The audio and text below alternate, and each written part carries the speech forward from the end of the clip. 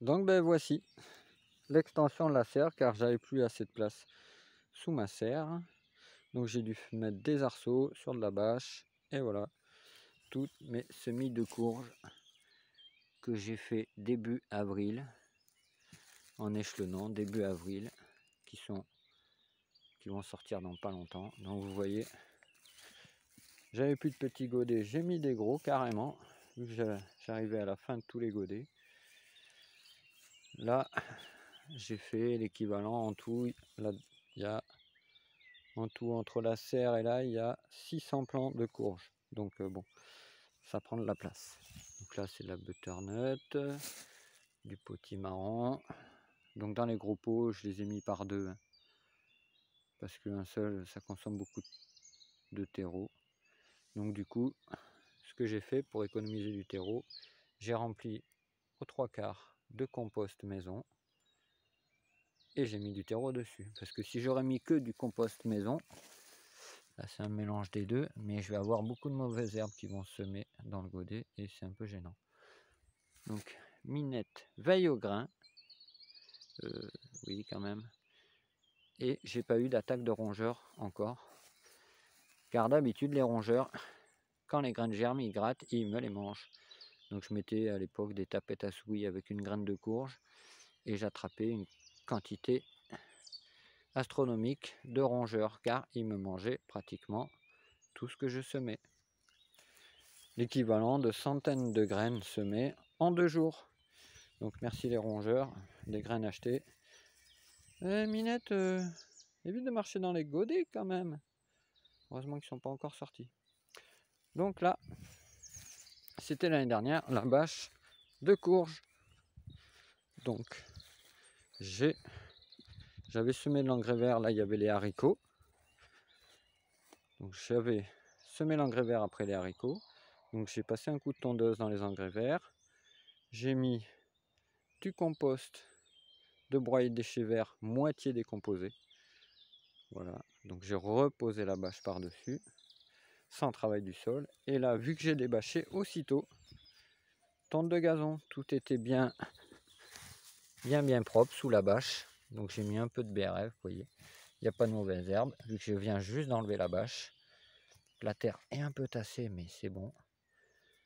Donc je n'ai pas besoin de travailler le sol du tout ici. Vu que je viens d'enlever la bâche, je mets une grosse couche de gazon pour éviter que quand même des mauvaises herbes prennent la place sur cette parcelle, car la bâche elle fait 5 mètres sur 25 mètres de long. Donc à désherber, ce serait un peu contraignant.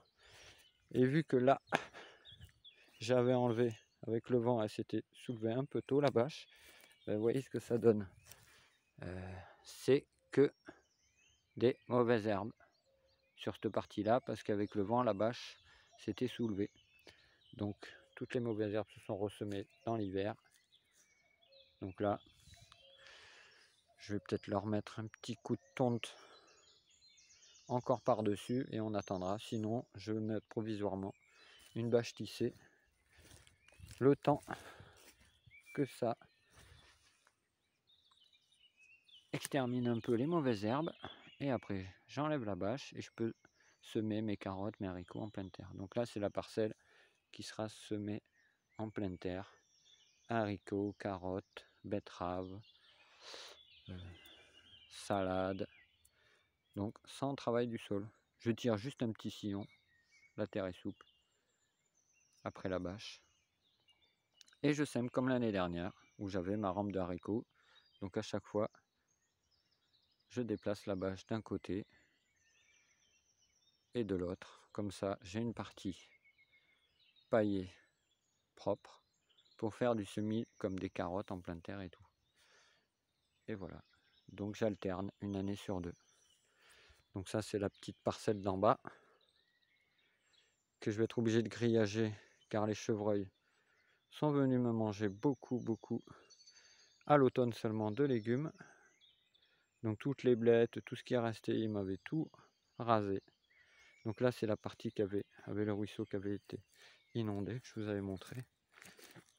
La vidéo de l'inondation de l'année dernière. Donc j'ai dû passer le gyro, parce qu'à la tondeuse c'est un peu long pour pailler. Surtout une grande surface pareille.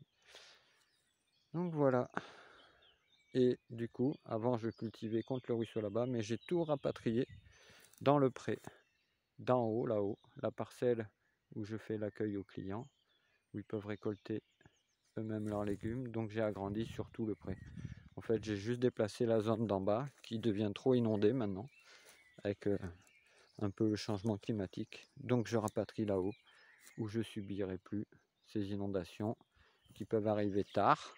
Et quand le ruisseau déborde, ben, tout le paillage, je le retrouve au fond. Tout ce que j'ai semé est arraché. Donc voilà. Ici, c'est un peu sécurisé, mais à côté, là, c'est une hécatombe. Donc voilà. Bonne journée.